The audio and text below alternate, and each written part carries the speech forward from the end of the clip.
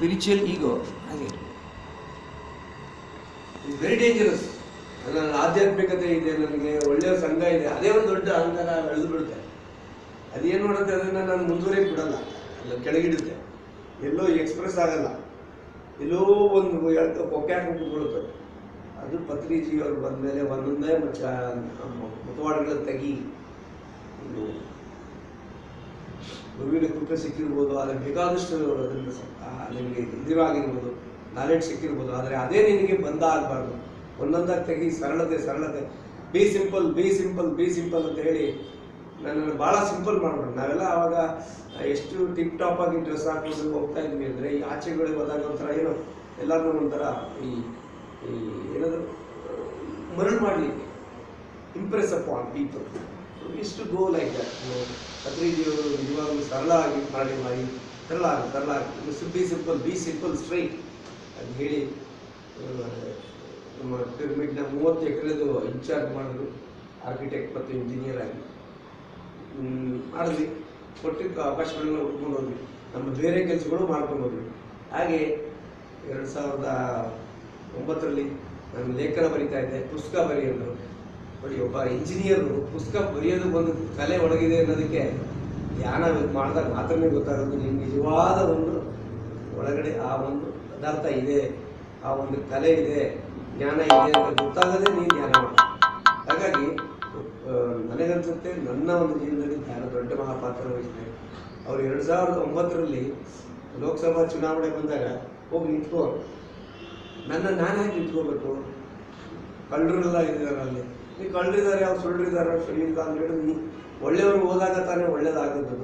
ಒಂದು ವಿಷಪೂರಿತ ನೀರಿನಲ್ಲಿ ಒಳ್ಳೆ ನೀರು ಸೇರ್ತಾ ಅದು ವಿಷದ ಒಂದು ಕಡಿಮೆ ಆಗಿ ಒಂದಿನ ಅದು ಒಳ್ಳೆ ನೀರೇ ಆಗುತ್ತೆ. ಇವತ್ತು ಏನು ಕೆಲವು ಎಕ್ಸ್ಪೆರಿಮೆಂಟ್ಗಳು ಆಯಿತು, ಮೋದಿಯವರು ಬಂದರು, ಅವ್ರು ಆಗ್ತಾರೆ ಬದಲಾವಣೆಗಳು ನೋಡಿದ್ರೆ ಎಲ್ಲೋ ಒಂದು ಆ ರೈಸಿಂಗ್ ಅಂತ ಏನು ಹೇಳ್ತೀವಿ ಮೇಲೆ ಬರ್ತಾ ಇದೆ. It is happening. Astral masters ಎಲ್ಲೋ ಮೇಲಿಂದ ದೇವತೆಗಳು ಈಗ ಹಲವಾರು ರೀತಿಯಲ್ಲಿ ಬದಲಾವಣೆಗಳನ್ನ ತರ್ತಾ ಇದ್ದಾರೆ. ಆಮ್ ಆದ್ಮಿ ಪಾರ್ಟಿಯವರು ಪೊರಕೆನ ಶಿಕ್ಷಣೆ ಮಾಡಿದ್ರೆ ಇವರು ಪೊರಕೆನ ಯೂಸ್ ಮಾಡಬೇಕು. ಎಷ್ಟು ನೋಡಿ, ಟೀಚರ್ಸ್ ಡೇ ಬರ್ತಾ ಇತ್ತು ಪ್ರತಿ ವರ್ಷ, ಆದರೆ ಬೇರೆ ಯಾವ ಪ್ರೈಮ್ ಮಿನಿಸ್ಟರ್ ಮಕ್ಕಳ ಜೊತೆ ಮಾತಾಡಬೇಕು ಅಂತ ಮನಸ್ಸಾಗಲಿಲ್ಲ, ಆಯ್ತಲ್ಲ. ಹಾಗೆ ಎಲ್ಲೋ ನಮ್ಮ ಒಂದು ನಾಯಕರು, ನಮ್ಮಲ್ಲಿ ನಾವು ಒಂದು ನಾಯಕರು ಅಂತ ಅಂದ್ಕೊಂಡ್ಬಿಟ್ಟಿದ್ದೀವಿ. ಸರಳತೆಯನ್ನು ಬೆಳೆಸ್ಕೊಂಡು ಪ್ರಗತಿ ಪರ ಯೋಚನೆ ಮಾಡಿಕೊಂಡು ಹೋಗಬೇಕು ಅನ್ನೋ ಒಂದು ದಿಕ್ಕಿನಲ್ಲಿ ಇಂಥವರ ಮಾತಾಜಿ ಅಂತವರ ಆಶೀರ್ವಾದ ಬಹಳ ಮುಖ್ಯ. ಯಾಕಂದರೆ ಅವರು ತಮ್ಮ ಜೀವನನೇ ಇನ್ನೊಂದು ಸಾಂಸಾರಿಕ ಜೀವನವನ್ನು ತ್ಯಾಗ ಮಾಡಿ ಸಮಾಜದ ಉದ್ಧಾರಕ್ಕೆ, ಸಮಾಜದ ಏನು ತಪ್ಪು ನೆಪ್ಪುಗಳನ್ನ ತಿದ್ದೋದಕ್ಕೆ ಅವರ ಜೀವನವನ್ನು ಮುಡುಪಾಗಿರೋರು. ಸೊ ಅವರಂತ ನಮಗೆ ಅವರ ಸಂಘ ಮತ್ತು ಅವರ ಒಂದು ಆಶೀರ್ವಾದ ನಮಗೆಲ್ಲ ಬಹಳ ಬೇಕು. ನಮ್ಮೆಲ್ಲರ ವತಿಯಿಂದ ಮತ್ತು ಝೆನ್ ಮತ್ತು ಪಿರಮಿಡ್ ವತಿಯಿಂದ ಮಾತಾಜಿಯವರಿಗೆ ಸ್ವಾಗತವನ್ನು ಬಯಸ್ತೀನಿ. ಮತ್ತು ಅಮೃತಮಯಿ ತುಂಬ ಕನ್ಫ್ಯೂಷನ್ ಆಗ್ತಾ ಇದೆ ಎಲ್ಲರೂ. ಕೇರಳ ಅವರ ಅಂತ ಕೇಳ್ತಾ ಇದ್ದಾರೆ.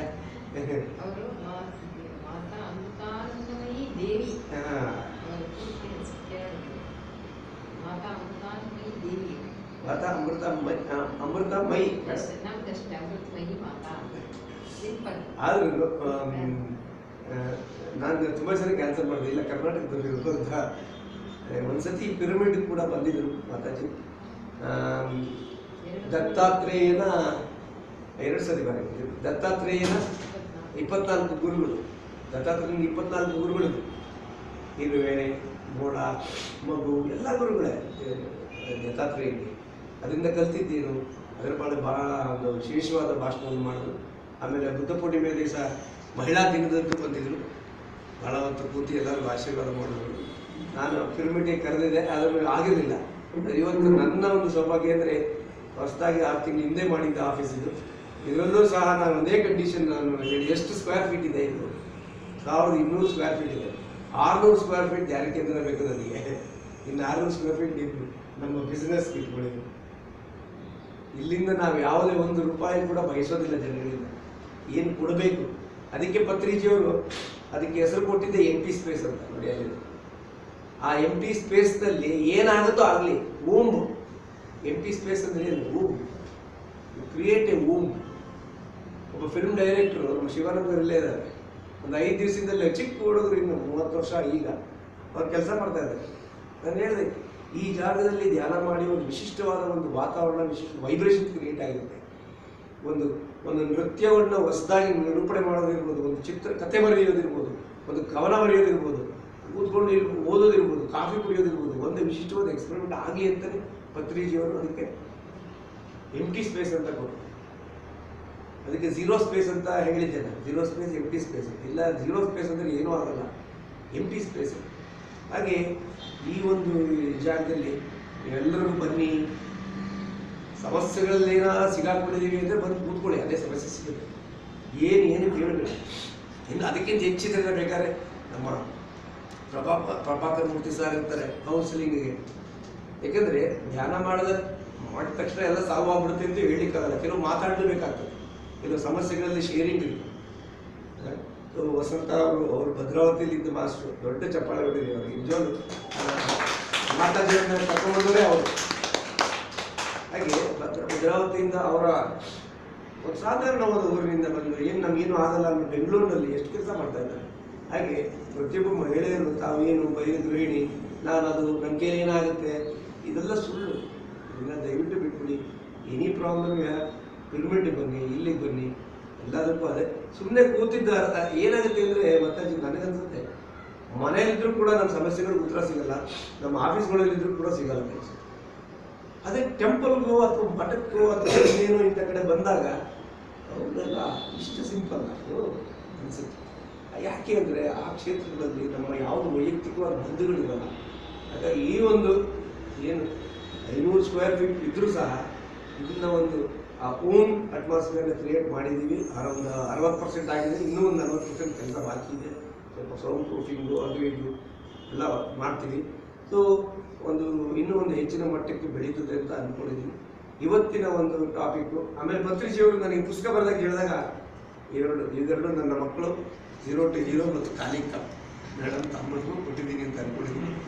ಸೊ ಒಬ್ಬ ಇಂಜಿನಿಯರು ಅವನೊಬ್ಬ ಸಾಹಿತಿ ಇದ್ದಾನೆ ಅಂತ ಗೊತ್ತಾಗಬೇಕು ಅಂತಿದ್ರೆ ಧ್ಯಾನ ಮಾಡೋದ್ರಿಂದ ಒಂದರಿಂದ ಮಾತಾಡಿ ನಿಮ್ಮೊಳಗೂ ಬೇರೆ ವ್ಯಕ್ತಿ ಇರ್ಬೋದು. ಅದರಿಂದ ನಿಮಗೆ ಸಂತೋಷ ಸಿಗ್ಬೋದು. ಇದರಿಂದ ನಮಗೆ ದುಡ್ಡು ಸಿಗ್ತಾ ಇಲ್ಲ. ದುಡ್ಡು ಅಂದರೆ ಇದರಿಂದ ಲಕ್ಷಾಂತರ ರೂಪಾಯಿ ಸಂಪಾದನೆ ಮಾಡೋದಕ್ಕಾಗಲ್ಲ. ಬುಕ್ ಪ್ರಿಂಟ್ ಮಾಡಿ ಅರ್ಥ ಆಯ್ತಲ್ಲ. ಮಾತಾಜಿಗೂ ಅಷ್ಟೇ ಯಾವಾಗ ಫ್ರೀ ಕೊಡ್ತಾರೆ, ಅದು ಒಂದು ಸೇವೆ ಅಷ್ಟೇ. ಹಾಗಾಗಿ ದಯವಿಟ್ಟು ಧ್ಯಾನ ಮಾಡಿ, ಸತ್ಸಂಗದಲ್ಲಿ ಭಾಗವಹಿಸಿ. ಮತ್ತು ಸತ್ಸಂಗ ಅಂದರೆ 60 ಆದಮೇಲೆ ಮಾಡಬೇಕು ಅನ್ನೋ ಸುಳ್ಳು ಇದೆಲ್ಲ. ಪ್ಲೀಸ್ ಎಲ್ಲ ಬಿಟ್ಬಿಡಿ. ನೋಡಿ, ಯಂಗ್ಸ್ಟರ್ಸ್ ಪ್ರಮೋದು ಆ ಹುಡುಗರಿಗೆಲ್ಲ ನೋಡೋದ್ರಲ್ಲಿ ಖುಷಿಯಾಗುತ್ತೆ. Please continue to participate in satsang. Satsang 60 ಆದಮೇಲೆ ಮಾಡಬೇಕು. ಎಲ್ಲ ಸರ್ವ ಅವಯವಗಳು ನಿಷ್ಕ್ರಿಯ ಆದ್ಮೇಲೆ ಮಾಡ್ತಾರಂತೆ ಕೆಲವರು. ನನ್ನ ಫ್ರೆಂಡ್ಸ್ಗಳು ಹೇಳ್ತಾರೆ, ಏನು ಮಾಡೋದು ಬಂದ್ರಪ್ಪ ಅವಾಗಾದರೂ ಬನ್ನಿ, ಹೋಗಿ ನಿಷ್ಕ್ರಿಯ ಆದ್ಮೇಲಾದರೂ ಬನ್ನಿ, ಕ್ರಿಯೆ ಮಾಡೋಕ್ಕೆ ಶುರು ಮಾಡಿ. ಹಾಗೆ 20-30 ಹುಡುಗರು ಬಂದ್ ಮಾಡಿದಾಗ ಏನೋ ನಿಮ್ಮೊಳಗೆ ಒಂದು ಹೊಸ ತಪ್ಪು ಮಾಡೋಕ್ಕೆ ಮುಂಚೆನೇ ಎಚ್ಚರ, ಒಂದು ಪ್ರಜ್ಞೆ ಇರ್ತದೆ. At least please, you may be with bad people but you will not become bad. Because worldly affair ಎಷ್ಟು ಪ್ರಾಬ್ಲಮ್ ಆಗ್ಬಿಟ್ಟಿದೆ ಅಂದರೆ, ಇವತ್ತು ಕೆಲವರು ದೊಡ್ಡ ಒಂದು 2 ಲಕ್ಷ ರೂಪಾಯಿ ಸಂಪಾದನೆ ಮಾಡ್ತಾ ಇರೋ ವ್ಯಕ್ತಿ ಇವತ್ತು ಫೋನ್ ಮಾಡಿ ನನಗೆ, ಸರ್ ಆ ಮಾರ್ವಾಡಿಗಳು ನನ್ನ ಮಾಲೀಕರು ಅವರು ನನ್ನನ್ನು ಮನುಷ್ಯ ಥರನೇ ನೋಡಲ್ಲ, ಹಣ ಮಾಡೋ ಒಂದು ಯಂತ್ರ, ನೀನು ಇದು ಮ್ಯಾನೇಜಿಂಗ್ ಡೈರೆಕ್ಟರ್, ನೀನು ಆ ಪೋಸ್ಟ್ ಕೊಟ್ಟಿದ್ದೀನಿ, ನೀನು ಇಷ್ಟು ಟರ್ನ್ ಓವರ್ ಮಾಡಬೇಕು, ಎಷ್ಟು ರೂತ್ಲೆಸ್ ಆಗಿ ಟ್ರೀಟ್ ಮಾಡ್ತಾರೆ ಸರ್ ಅಂದರೆ, ಹೌದು ಸ್ವಾಮಿ, ನೀವು ರೂತ್ಲೆಸ್ಸನ್ನು ಅವರು ನಿಮ್ಮನ್ನು ರೂತ್ಲೆಸ್ ಆಗಿ ಟ್ರೀಟ್ ಮಾಡ್ತಾ ಇದ್ದಾರಲ್ಲ, ಅದೇ ಥರ ನಿಮ್ಮ ಕೆಳಗಿನವ್ರನ್ನೂ ರೂತ್ಲೆಸ್ ಆಗಿ ಟ್ರೀಟ್ ಮಾಡಿದ್ರೆ ನೀವು ಪಾಸ್ ಮಾಡಿಬಿಡ್ತೀರಾ. ಇಲ್ಲ ಅಂದರೆ ನೀವು ಧ್ಯಾನ ಮತ್ತು ಸತ್ಸಂಗ ಮಾಡಿದಾಗ ಮಾತ್ರ ಆ ಸ್ಟ್ರೆಂತನ್ನು ತಡ್ಕೋಬೋದು. ಹಾಗಾಗಿ ಬನ್ನಿ ಅಂತ ಹೇಳಿದೆ. ದಯವಿಟ್ಟು ತಿಳ್ಕೊಳ್ಳಿ ಯಂಗ್ಸ್ಟರ್ಸು, ಧ್ಯಾನ, ಸತ್ಸಂಗ, ಸ್ವಾಧ್ಯಾಯ, ಸಜ್ಜನ ಸಾಂಗತ್ಯ ಅಷ್ಟು ಲೋಯರ್ ವ್ಯಾಲ್ಯೂಸ್ ಅಲ್ಲ, ಹೈಯೆಸ್ಟ್ ವ್ಯಾಲ್ಯೂಸ್ ಬದ್ರಿಸಿಗಳು. ಚಿಕ್ಕ ಹುಡುಗರು ನೀವು ಮಾಡಬಹುದಾದ ತಪ್ಪುಗಳನ್ನೆಲ್ಲ ಈಗಲೇ ಕಡಿಮೆ ಮಾಡ್ತೀನಿ. ಕರ್ಮಣ್ಯವಾಧಿಕಾರಸ್ಥೆ ಮಾಫಲೇಶು ಕದಾಚನ. ಫಸ್ಟ್ ಟೈಮ್ ಕೇಳಿದ್ದು ನಾನು ಸ್ವಾಮಿ ಸುಬೋಧಾನಂದ ಎಷ್ಟು ಕ್ಲೀನಾಗಿ ಹೇಳ್ತಾ ಇದ್ರು ಅಂದರೆ, ಮ್ಯಾನೇಜ್ಮೆಂಟ್ ಗುರು ಅಂತಾರೆ ಮಾತಾಜಿ, ಮ್ಯಾನೇಜ್ಮೆಂಟ್ ಗುರು ಅನ್ನೋರು ಅವಾಗ 1988ಅಲ್ಲಿ ಎಷ್ಟು ಕ್ಲೀನಾಗಿ ಹೇಳ್ತಾ ಇದ್ರು ಅಂದರೆ, you have only control over your actions, not over the results. So enjoy the journey, don't worry about destinations. ನೀನು ಮೈಸೂರಿಗೆ ಹೋಗ್ಬೇಕು ಅಂದರೆ ಏನೋ ಒಂದು ಕಾರಲ್ಲಿ ಹೋಗ್ತಿರ್ತೀಯ, ಸಮಸ್ಯೆಗಳು ಬರ್ತವೆ. ಡೋಂಟ್ ವರಿ ಅಬೌಟ್ ಮೈಸೂರು ಬಿಟ್ಬಿಡಿ, ಬರುತ್ತೆ. ಒಂದಾದ್ಮೇಲೆ ಒಂದು ಪ್ರಾಬ್ಲಮ್, ಪಂಚರ್ ಆಯಿತು ಹಾಕ್ಸ್ಬಿಟ್ರಿ ಹೋದ್ರಿ. So Alternative methods are always there to reach Mysore. Don't get stuck that I have to reach Mysore only by like this. Okay, you can go. Even if everything crushes down, you can go by walk. Please understand. So God gives you trouble not to tumble you, but to humble you. ನಮ್ಮ ಅಹಂಕಾರಗಳನ್ನೆಲ್ಲ ನೀನು ಅಹಂಕಾರದಿಂದ ಹೊರಟಿದ್ಯಾ ಅನ್ಸುತ್ತೆ, ಅದಕ್ಕೆ ಎಲ್ಲ 4 time ಪಂಚ ಮಾಡಿರ್ತಾನೆ. ಅವಾಗ ಇನ್ನೂ ಒಂದು ಕಡಿಮೆ ಮಾಡಬೇಕು ಅಂದ್ರೆ ಇನ್ನೂ ತೊಂದರೆಗಳು ಕೊಡ್ತಾನೆ. ಅವರು ಅದೆಷ್ಟು ಒಂದು ನೀವು ಸಾಧನೆ ಇದ್ರೆ ನಿಜವಾದ ಮೈಸೂರು ತಲುಪ್ತಾರೆ.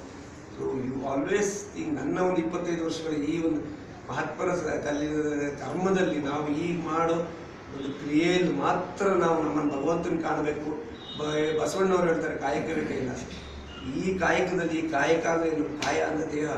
ಅದರಲ್ಲಿ ನಾನು ಕೈಲಾಸ ಕಾಣ್ದಿದ್ರೆ ಸಾರಿ ಎಲ್ಲೋ ಈ ಸ್ವಾಮೀಜಿಗಳೆಲ್ಲ ಕೆಲವರು ಇದ್ದಾರೆ, ನಾನು ಮಾಡ್ದಿದ್ದಾಗುತ್ತೆ ಎಲ್ಲ. ಭಗವಂತ ನಿಮ್ಮೊಳಗಿದ್ದಾನೆ, ಅದನ್ನು ಕಾಣ್ಕೊಂಡು ಮಾತಾಜಿಯವರು ನಮ್ಮ ಈ ಜಾಗಕ್ಕೆ ಬಂದು ನಮ್ಮ ಒಂದು ಜಾಗವನ್ನು ಪವಿತ್ರ ಮಾಡಿದ್ದಾರೆ. ಈ ಒಂದು ಜಾಗದಲ್ಲಿ ಇನ್ನೂ ಒಂದು ದೊಡ್ಡ ದೊಡ್ಡ ಕೆಲಸಗಳಾಗುತ್ತೆ. ನೀವು ಯುವಕರು ಏನಿದ್ದೀರಾ ದಯವಿಟ್ಟು ಇದನ್ನು ಉಪಯೋಗಿಸ್ಬೇಕು. Okay please.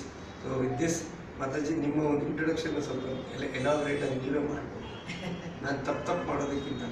ಸೊ ನಮ್ಮ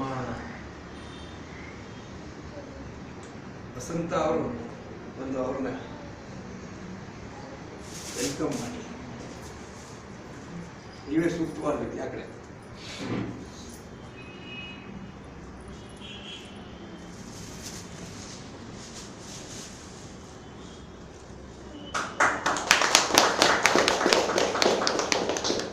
ನನ್ನ ಚಿಕ್ಕ ಪುಟ್ಟ ಕಾಲಿಗೆ ತಿರುಗಬೇಕು.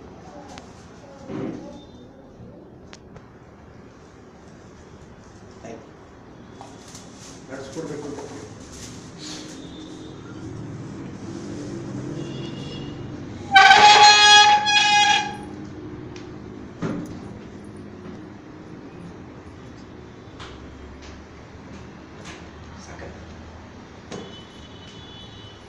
Next week. Next week.